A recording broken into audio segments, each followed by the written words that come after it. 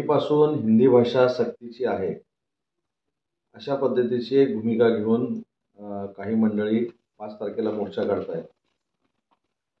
मी 2 दिवसापूर्वी देखील सांगितले की हिंदी भाषा ही सक्तीची नाही, सक्तीची केलेली नाही आणि सक्तीची होणार नाही, ही महायुती सरकारची स्पष्ट भूमिका आहे. पण सक्तीची आहे असं सांगून मराठी माणसामध्ये संभ्रम निर्माण करण्याचं काम काही मंडळी करतायत.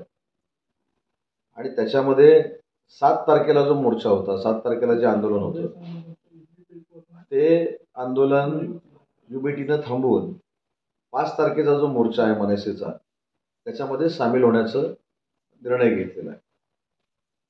त्याच्यामध्ये मला आपल्यामार्फत जनतेला सांगायचं आहे की हिंदी ही अनिवार्य नसताना, हिंदी सक्ती करायची नाही ही भूमिका असताना, युबीटीनं हिंदीच्या या सगळ्या म्हणजे आंदोलनामध्ये सहभागी होणं, मला असं वाटतं की हा दुटप्पीपणा आहे. आणि दुटप्पीपणा एवढ्यासाठीच आहे, मी स्वतः राज्याचा उच्च व तंत्रशिक्षण विभागाचा मंत्री होतो आणि केंद्र शासनाने जे शैक्षणिक धोरण जाहीर केलं 2020 सालामध्ये, तर त्याची अंमलबजावणी महाराष्ट्रामध्ये कशी करायची यासाठी डॉक्टर माशेलकर साहेबांच्या नेतृत्वाखाली, अध्यक्षतेखाली एक समिती नेमण्यात आली.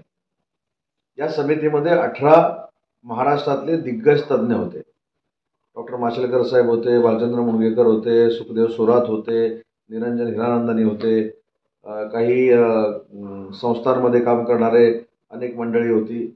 आणि त्यांनी एक अहवाल तयार केला की 1ली पासून 12वी पर्यंत मराठी ही तर सक्तीची आहेच, मराठी आपली मायबोली आहे, मराठी ही सक्तीची आहेच, त्याचबरोबर इंग्रजी आणि हिंदी ही 1ली पासून 12वी पर्यंत सक्तीची करावी, अशा पद्धतीचा अहवाल त्यांनी सरकारमध्ये सादर केला. 22 फेब्रुवारी असेल, पण तारीख आता मला नक्की आठवत नाही, परंतु 98व्या कॅबिनेट मिटिंगमध्ये युबीटीचे पक्षप्रमुख मुख्यमंत्री असताना तो अहवाल स्वीकारला गेला. आणि त्या दिवसापासून खऱ्या अर्थानं महाराष्ट्राच्या शिक्षण क्षेत्रामध्ये हिंदी ही 1ली पासून सक्तीची होणार आहे, ही भूमिका त्या सरकारमध्ये घेतली. त्यावेळी शालेय शिक्षण विभागानं देखील सांगितलं की ही सक्तीची असली पाहिजे, तो अहवाल स्वीकारला पाहिजे. आणि आता तो अहवाल स्वीकारला, ज्याने स्वीकारला, जे स्वीकारणारे त्यावेळी मुख्यमंत्री होते, ते आता मनसेनं काढलेल्या मोर्चामध्ये सामील होत आहेत.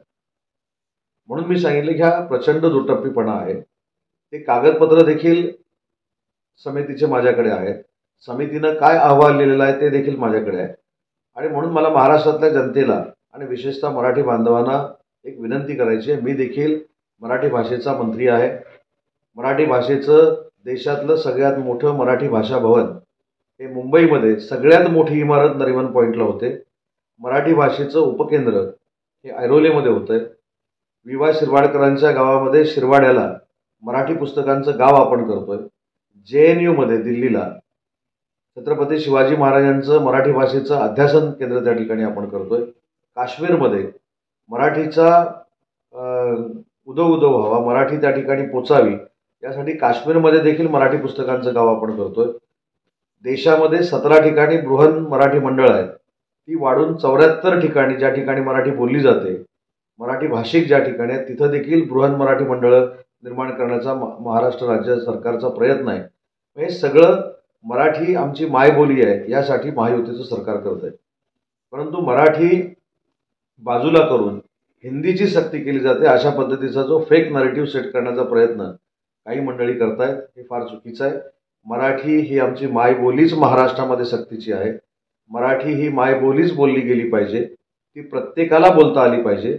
याच्या उपर जाऊन सांगतो की मागच्या वेळी एकनाथ शिंदे साहेब राज्याचे ज्यावेळी मुख्यमंत्री होते, त्यावेळी 10वी पर्यंत असलेली मराठीची सक्ती ही 11वी 12वी करण्याचा देखील अहवाल हा महाराष्ट्र शासनाकडे दीपकभाई केसरकर मंत्री असताना हा महाराष्ट्राकडे आलेला आहे.